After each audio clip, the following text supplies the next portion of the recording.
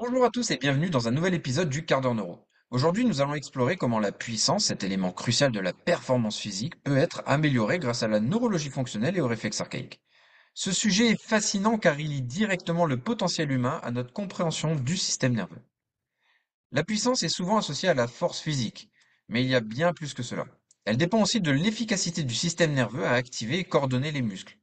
Explorons comment les principes de la neurologie fonctionnelle et l'intégration des réflexes archaïques peuvent décupler cette puissance.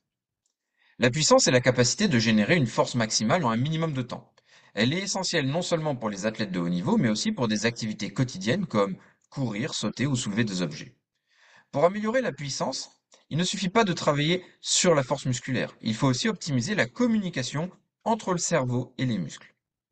C'est là que la neurologie fonctionnelle entre en jeu. Elle étudie comment le système nerveux contrôle et coordonne le mouvement.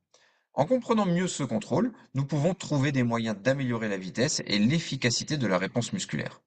Un système nerveux bien entraîné peut envoyer des signaux plus rapides et plus précis aux muscles, ce qui se traduit par une plus grande puissance.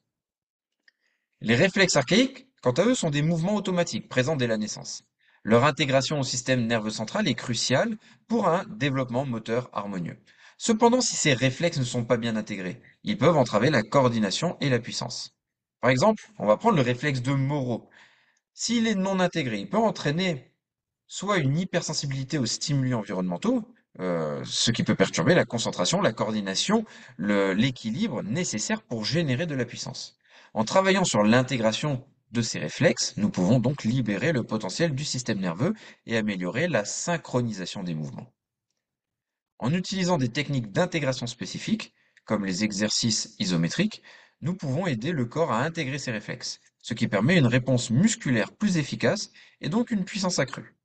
C'est une approche que j'ai souvent recommandée à des athlètes pour améliorer leur performance.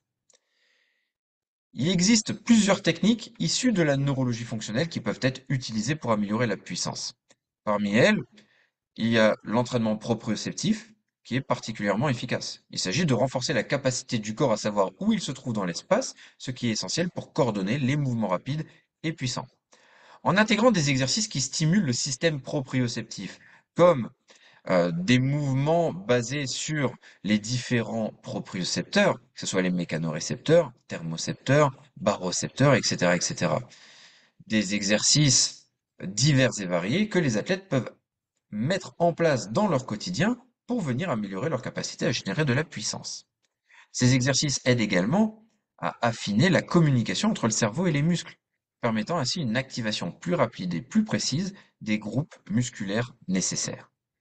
Un autre aspect clé est le travail sur la synchronisation des chaînes musculaires. En identifiant et en corrigeant les schémas moteurs qui sont inefficaces, les athlètes peuvent optimiser leur coordination et générer plus de puissance avec moins d'efforts. Ces techniques sont particulièrement utiles dans des sports explosifs comme sprint, saut, sport de combat.